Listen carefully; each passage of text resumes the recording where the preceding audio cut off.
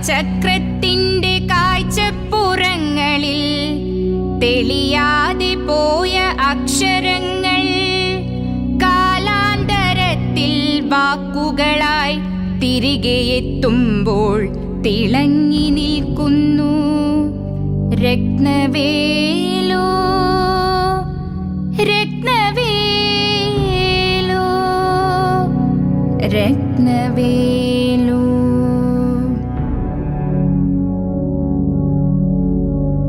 കറുപ്പ് വെളുപ്പുമായി ചേർന്ന രാവിൽ ചൊരിഞ്ഞ മൂർച്ചയേറിയ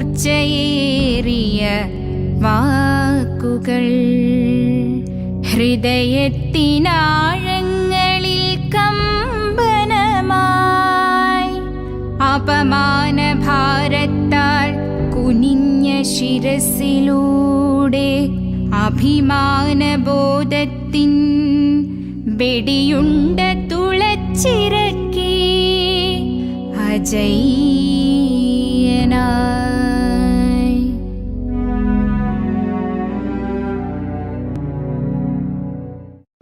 On the 20th September, Mr. Pulikkatt Ratnavelu Chetty, ICS, the first native civil servant of this presidency, met his death by an accident at Palghat, where he held the office of Acting Assistant Collector. He had returned from Calicut and the cause of his death is attributed to a gun accident. The deceased gentleman was the son of Mr. P. Ramaswamy Chetty, the Revenue Vice President of the Madras Municipality. The Asylum Press Almanac and Compendium of Intelligence, 1882.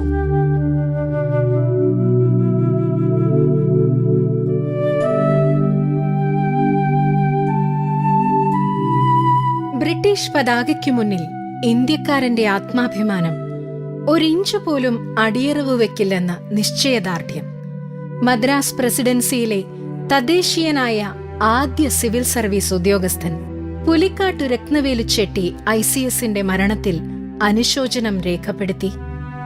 1882 British സർക്കാർ പുറത്തിറക്കിയ ഔദ്യോഗിക രേഖയിലെ പരാമർശമാണിത്. യാത്രകളും അന്വേഷണങ്ങളും എന്നെ കൂടുതൽ കൂടുതൽ പ്രചോദിപ്പിക്കുകയാണ്. ആരെങ്കിലും എപ്പോഴെങ്കിലുമായി എവിടെയെങ്കിലും രേഖപ്പെടുത്തി വച്ചിട്ടുണ്ടാവാം. അത് കണ്ടെത്തുക എന്നത് അല്ല, കണ്ടെത്തിയേ തീരൂ. സ്വാതന്ത്ര്യത്തിനും മുൻപ് സ്വാതന്ത്ര്യത്തിനും അടിയറവ് പറയാത്ത ആത്മാഭിമാനത്തിനും വേണ്ടി രക്തം കൊണ്ട് വീരചരിത്രം എഴുതിയ ധീരദേശാഭിമാനിയെ ഇനിയും വിസ്മൃതിയിലേക്ക് വിട്ടുകൂടാ. He had returned from Calicut and the cause of his death is attributed to a gun accident. He had returned from Calicut and the cause of his death is attributed to a gun accident. കോഴിക്കോട്ട് നിന്ന് മടങ്ങി വന്നതിനു ശേഷം എന്തിനായിരിക്കാം കോഴിക്കോട് യാത്ര? ഔദ്യോഗികമോ അനൗദ്യോഗികമോ? കോഴിക്കോട്ട് വച്ചെന്തെങ്കിലും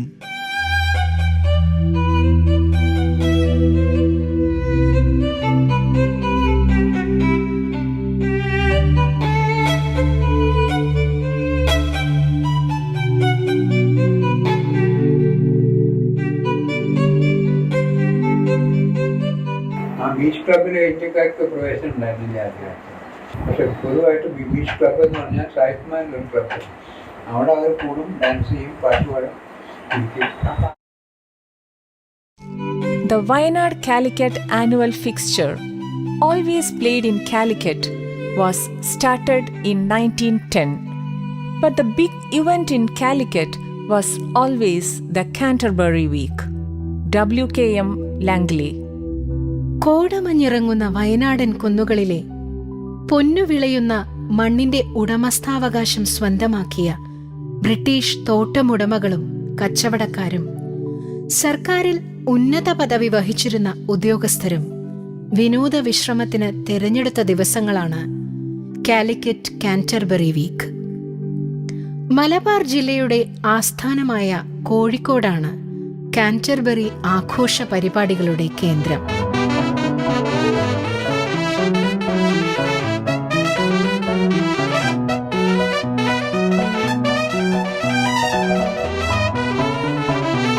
cricket, dance ball, കുതിരപ്പന്തയം, സ്വവർഗാനുരാഗം, പ്രണയം, സംഗീതം, ലഹരി തുടങ്ങി ആഘോഷ ആരവങ്ങളുടെ ദിനരാത്രങ്ങൾ.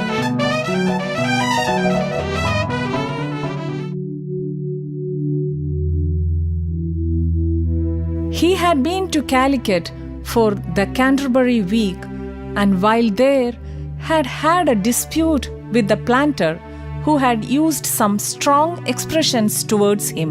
This, it was said, had preyed on Mr. Ratnavelu Chetty's mind and led him to commit the deed. I was very sorry indeed to hear of the occurrence, for I liked him very much and felt sure that had he lived, he would have been an ornament to the Indian civil service. From England to the Antipodes and India, 1846 to 1902. കടലൊളിപ്പിക്കുന്ന നിഗൂഢതകൾ പോലെ കടലിനഭിമുഖമായി നിൽക്കുന്ന ഈ ഹോട്ടലിനും പറയാനുണ്ട് ഒരു കാലഘട്ടത്തിന്റെ രേഖപ്പെടുത്താതെ പോയ അഭിമാനബോധത്തിന്റെ ചരിത്രം. A Madrasi of race named Chetty, who attempted to enter the ICS and was to be nominated at a British club until the club members threatened to blackball him and he ended his life in suicide. H. Fielding Hall, 1895. Express Estate was once the home of the Madras Club, founded in 1832 as a residential European club and described in an earlier age as the finest in India.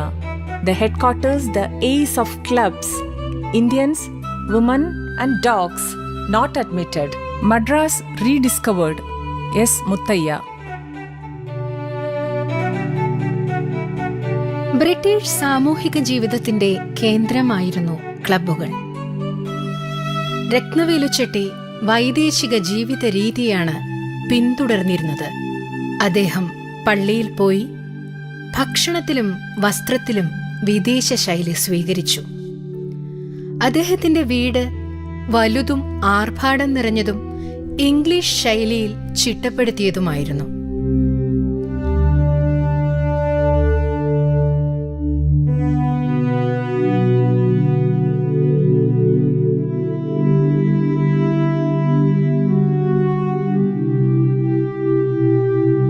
Mr. Ratnavelu Chetty attended church regularly and was most popular with the Europeans.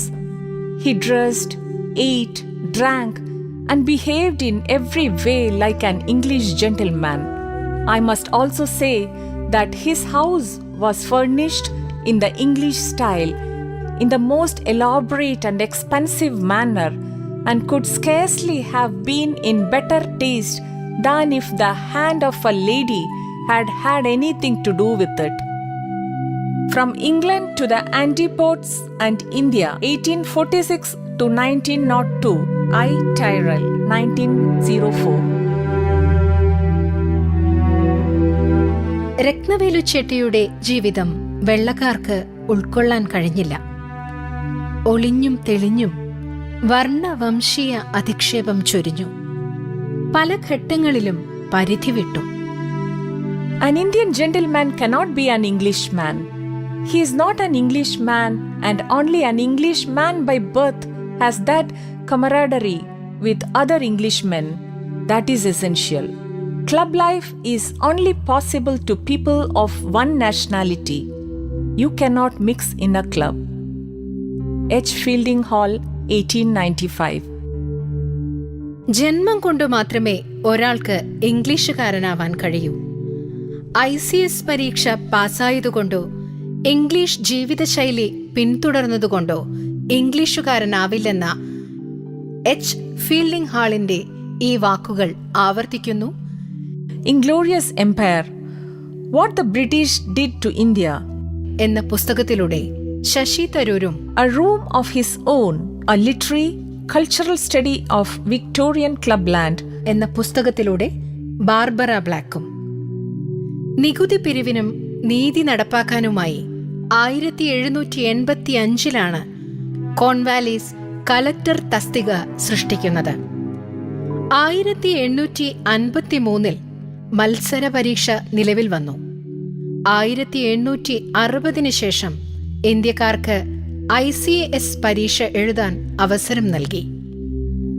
Rabindranath ടാഗോറിന്റെ ജ്യേഷ്ഠൻ സത്യേന്ദ്രനാഥ ടാഗോർ 1863 ICSന് യോഗ്യത നേടിയ ആദ്യത്തെ ഇന്ത്യക്കാരനായി. 24-കാരനായ ജില്ലാ ഉദ്യോഗസ്ഥൻ 4000 ചതുരശ്ര മൈലിന്റെയും 1 ദശലക്ഷം ആളുകളുടെയും ചുമതല വഹിച്ചു. 30 വയസ്സുവരെ എല്ലാ ICS പുരുഷന്മാരും ബാച്ചിലർമാരായി തുടരണമെന്ന് ഇന്ത്യൻ സിവിൽ സർവീസ് നിർബന്ധിച്ചു.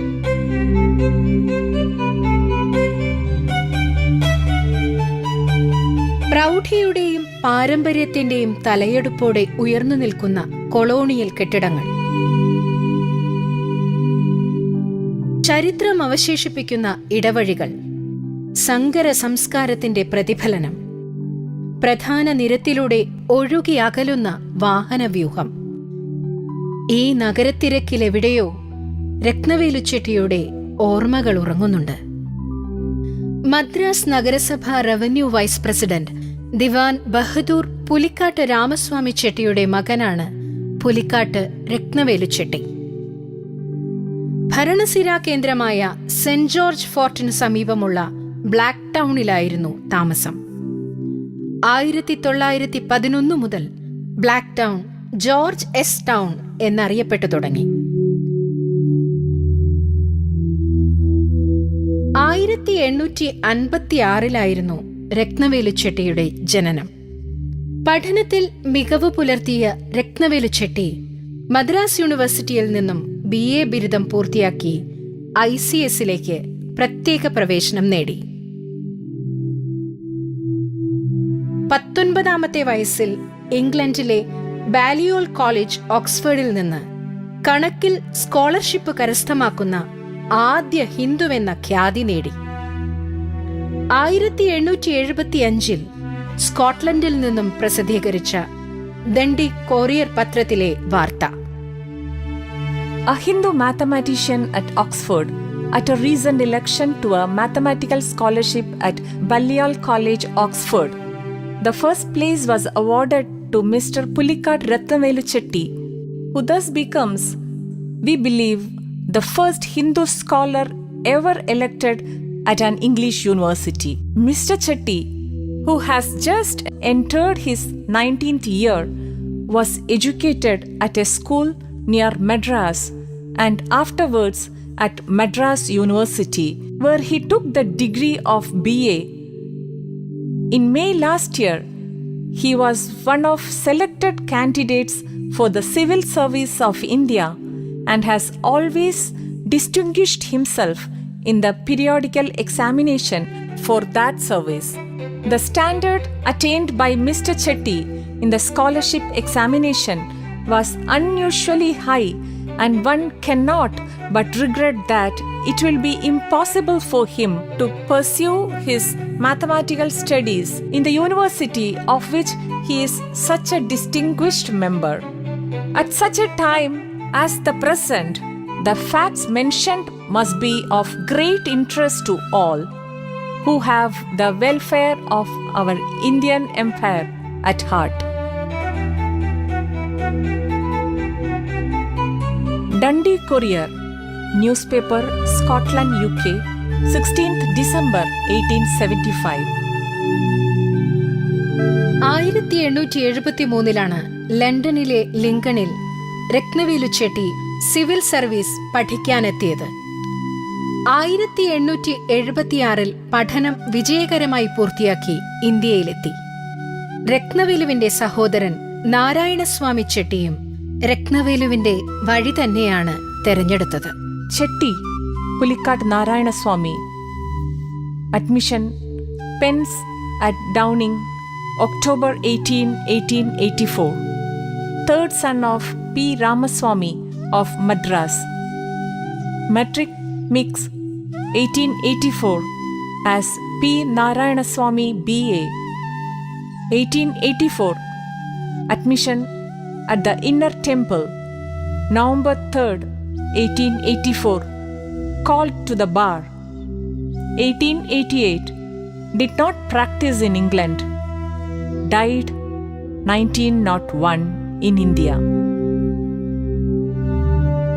സ്റ്റാൻലി പുലിക്കോട്ട് നാരായണസ്വാമി ചെട്ടി എന്ന പേര് സ്വീകരിക്കുകയും ഇസബൽ റൂത്ത് എന്ന വിദേശ വനിതയെ വിവാഹം കഴിക്കുകയും ചെയ്തു.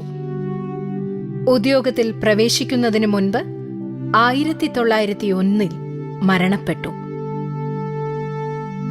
സേലം കളക്ടറുടെയും ജില്ലാ മജിസ്ട്രേറ്റിന്റെയും അസിസ്റ്റന്റായി 1876 രത്നവേലു ചെട്ടി ഔദ്യോഗിക ജീവിതത്തിന് ആരംഭം കുറിച്ചു. ചെങ്കൽപ്പേട്ട്, നോർത്ത് ആർക്കോട്ട് എന്നിവിടങ്ങളിലെ സേവനാനന്തരം 1880 മലബാറിലെത്തി. 1881 സ്വജീവിതം അവസാനിപ്പിക്കുമ്പോൾ പാലക്കാട് ആക്ടിംഗ് ഹെഡ് അസിസ്റ്റന്റ് കളക്ടറായിരുന്നു. Arrived 24th December 1876, Assistant to the Collector and District Magistrate, Salem, 2nd January 1877. Assistant Collector, Chingalpet, 9th August 1878. Acting Sub-Collector, Chingalpet, from 25th July to 7th August 1879. Acting Head Assistant Collector and Magistrate, North Arcot, from 9th August 1879. Assistant to the Collector and District Magistrate, Malabar, 2nd December 1879. Acting Special Assistant Collector, Malabar, 5th May 1880. Acting Inspector General of Registration from 24th August to 28th September and from 1st October to 4th November 1880. Acting Head Assistant Collector, Malabar, from 13th November 1880. 4 years, 8 days. മത്സര പരീക്ഷകളിൽ ഒന്നാമതെത്തിയിട്ടും ഭരണമികവ് പുലർത്തിയിട്ടും രത്നവേലു ചെട്ടിക്ക് കളക്ടറുടെ ചുമതല നൽകാതിരുന്നത് എന്തുകൊണ്ടായിരിക്കാം? 1881 September 28 ദുരൂഹതകൾ ബാക്കിയാക്കി Rathnavelu Chetty യാത്രയായെങ്കിലും പാലക്കാടൻ സമര പോരാട്ടങ്ങൾക്ക് ഊർജമായി സാമൂഹിക സാംസ്കാരിക രാഷ്ട്രീയ പരിവർത്തനത്തിന് നിത്യസാക്ഷിയായി ജ്വലിക്കുകയാണ് രത്നവേലു ചെട്ടിയുടെ നിശബ്ദ സാന്നിധ്യം. രത്നവേലു ചെട്ടിക്ക് ശേഷം എത്രയോ സിവിൽ സർവീസുകാർ പാലക്കാടിന്റെ ഭരണസാരഥ്യം ഏറ്റെടുത്തു. രാവിലെയും വൈകിട്ടും ഈ അഭിമാന സ്തംഭത്തിനു മുന്നിലൂടെ കടന്നുപോയി. അവരാരും അവർക്കു മുൻപേ നടന്ന അധികാരത്തിനും അംഗീകാരങ്ങൾക്കും അപ്പുറമാണ് ഇന്ത്യക്കാരന്റെ അഭിമാനബോധമെന്ന് ബ്രിട്ടീഷുകാരെ ബോധ്യപ്പെടുത്തിയ പുലിക്കാട്ട് രത്നവേലു ചെട്ടിയെ അറിഞ്ഞില്ല. പാലക്കാടിന്റെ ഇതിഹാസകാരൻ ഇങ്ങനെ കുറിച്ചു: പാലക്കാട് വഴിയെ വഴിയെ വളർന്ന് നഗരമാകും. അപ്പോൾ ഈ വർണ്ണവ്യത്യാസങ്ങളുടെ രക്തസാക്ഷികളായ പല മനുഷ്യരും മറക്കപ്പെടും. അവരുടെ ദുഃഖത്തിന്റെ ആചരണമായിരിക്കണം ഈ നഗരസഭയുടെ ചുമതല. അധികൃത ജാതികളുടെ അത്രയും സമരകഥയാണിത്. രത്നവേലുവിന് നാം ഒരു സ്മാരകം പണിയണം. സാമ്രാജ്യ ഭരണത്തിന്റെ യാഥാർത്ഥ്യം മനസ്സിലാക്കി വെള്ളക്കാരനെ അധികം മുഷിപ്പിക്കാതെ ഒരു നന്മയുള്ള സ്മാരകം. ഏതെങ്കിലും നാൽക്കവലയിൽ സുൽത്താൻപേട്ട കോട്ടയുടെ നേർക്ക് നീങ്ങുമ്പോഴുള്ള കവലയുണ്ടല്ലോ, അങ്ങനത്തെ ഒരിടത്തിൽ ഒരു 5 വിളക്ക് സ്ഥാപിക്കാം.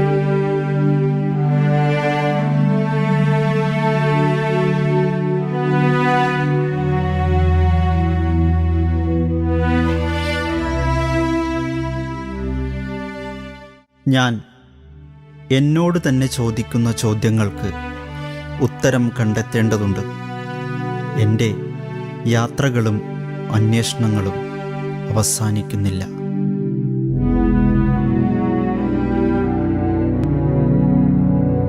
ഒരു തിരയിലൊടുങ്ങിയ ജീവിത സ്വപ്നങ്ങളിലുണ്ട് മാതൃരാജ്യ വിമോചന ചിന്തയും സ്വാതന്ത്ര്യവും.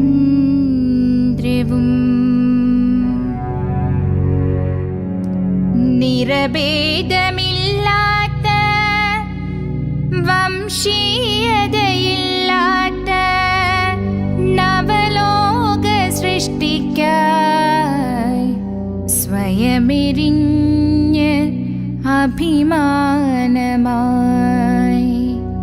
നാടിൻ അഭിമാനമായി.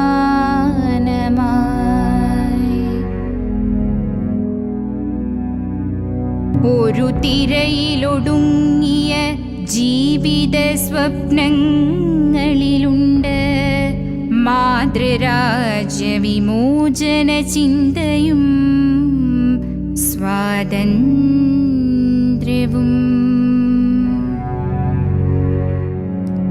നിറഭേദമില്ലാത്ത വംശീയതയില്ലാത്ത നവലോക സൃഷ്ടിക്കായി സ്വയമെരിഞ്ഞ് അഭിമാനമായി